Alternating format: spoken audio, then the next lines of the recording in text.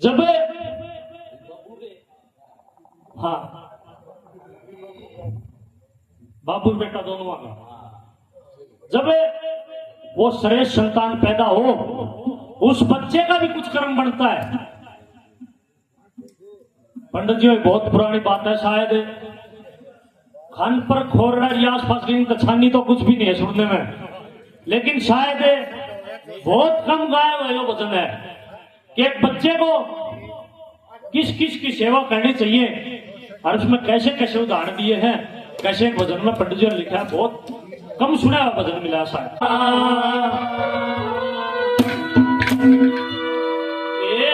माता पिता संत गुरु की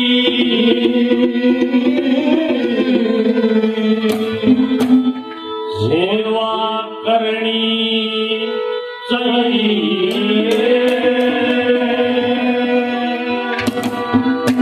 वो इन चारों के चरण पूज के स्वर्ग लोक में जाइए।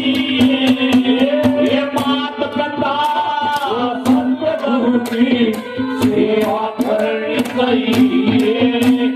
इन चारों के चरण पूज के स्वर्ग लोक में जाइए।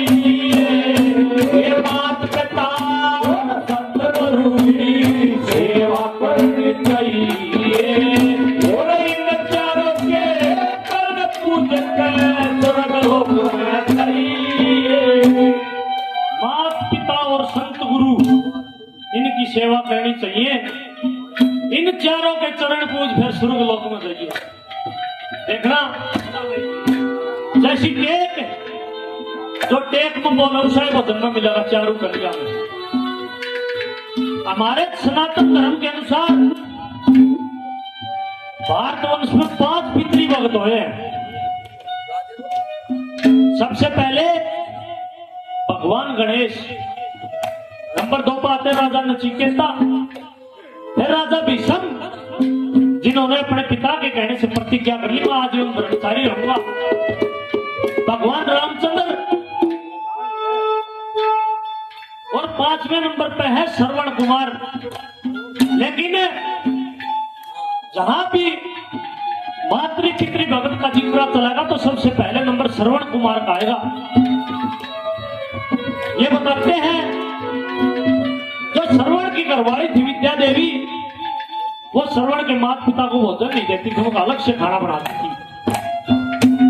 लेकिन दादाजी का है भाई बिना कारण भी कर्म नहीं बनता। एक बार अब देश में काल पड़ के एक हंस और हंसनी पानी की तलाश में आकाश से उड़ते जा रहे थे। जब दूसरे देश में पहुंचे तो उनको नीचे एक चमकती हुई चीज मिली। उन्होंने सोचा भाई ये चमकती हुई चीज मोती है। उन्होंने झपट्टा मार के चोंच मार के वो चमकती चीज निकाल ली। लेकिन जब वो चीज निकाली तो जब पता चला भाई ये तो एक कछुआ था, कछुए की आंखें थी। वो कछुआ भी ऊपर परमात्मा से अरदास कर रहा था, हे मालिक मी बरसा दे, मेरा भी जीवन कर रहा हो जाए। जब वो आंखें निकाली कछुआ तड़पने लग गया। एक चील ऊपर मंडराने लग जाती है कि थोड़ी देर में तड़प तड़प कर मर लेगा, तेरा भोजन हो जाएगा। हंस हंसनी ने सोचा कि भाई थारे कारण इसकी जान जागी, क्यों नहीं इसको भी तुम अपने साथ ले चलो। एक लकड़ी का टुकड़ा लिया, एक तरफ से हंस ने पकड़ा, एक तरफ हंसनी ने, बीच में कछुए को लटका लिया और लेकर आकाश में उड़ गए। वो चील भी उनका पीछे पीछे हो ली। जब थोड़ी दूर निकले तो एक बहुत बड़ा जंगल था, उसमें आग लगी हुई थी। जब वह आग की लपटे उस हंस हंसनी का लगी तो वो लकड़ी मुंह से छूट जाती है और वो कछुआ उस अग्नि के अंदर जल के भस्म हो जाता है। जब ये नजारा उस हंस हंसनी ने देखा, उन्होंने सोचा अपने मन में भाई थारे कारण इसकी जान गई है। वो भी उस अग्नि के अंदर कूद जाते हैं। अब बच गई चील। चील ने देखा भी काल तो पड़ा है, मरना तो वैसे भी है। वो उस टाइम पे अग्नि में कूदने के लिए तैयार हो जाती है, लेकिन उससे पहले हंस हंसनी को श्राप देती है कि अगले जन्म में आज तुमने मेरा भोजन खोसा, अगले जन्म में मैं थारा भोजन खोसूंगी। वो चील भी उस अग्नि के अंदर जल के भस्म हो जाती है। अगले जन्म में वो हंस हंसनी श्रवण के मां बाप बने और वो कछुआ श्रवण कुमार बना, और जो चील थी वो श्रवण की घराड़ी विद्या देवी के रूप में पैदा हुई। और कैसे उसने बदला लिया, कैसे क्या लिखा है।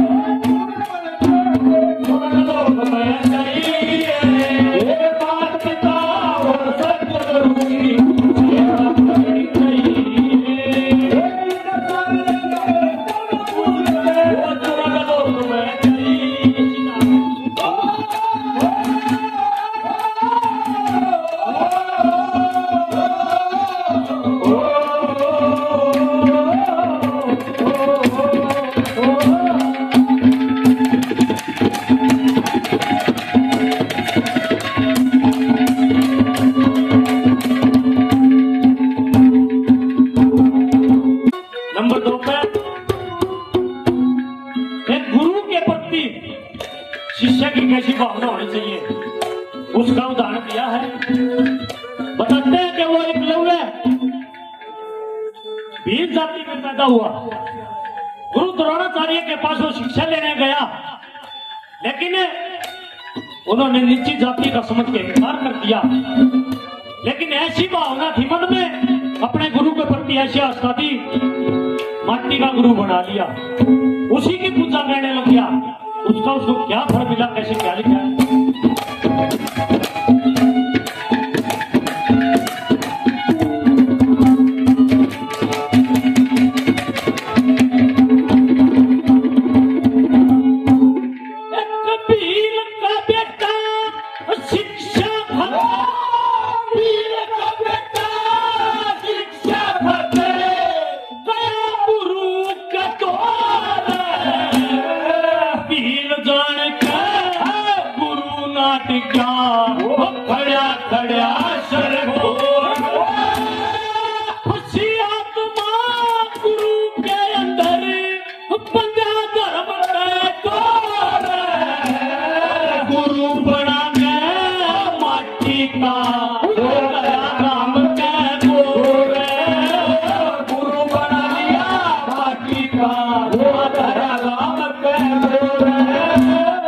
गुरु ज्ञान ने गंगा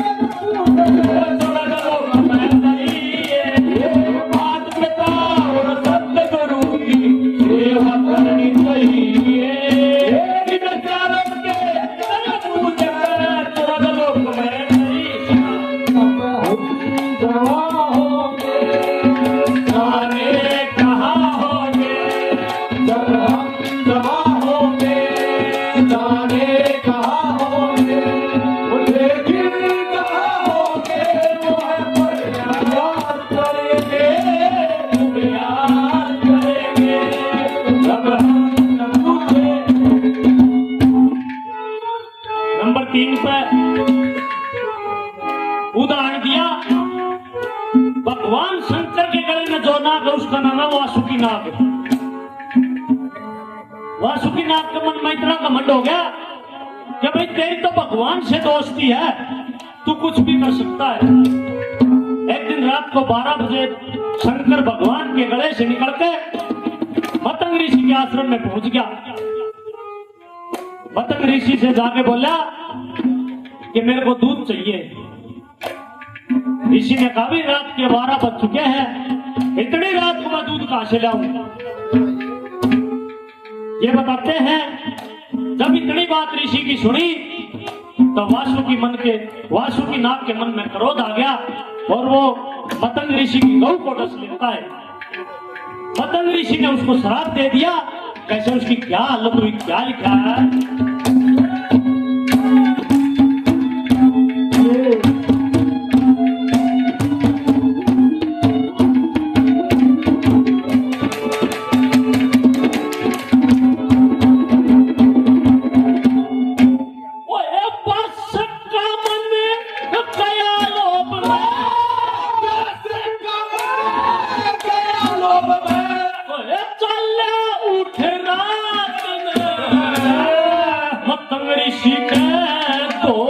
चल गया पड़ गया फर्क दूध मिला ना गऊ नशी ला गया दोष गात में एक अजब का बेटा गऊ चरा गया लेकर न्यारे हाथ में अजब का बेटा गऊ चरा गया लेकर न्यारे हाथ में ओए बाकी दशरथ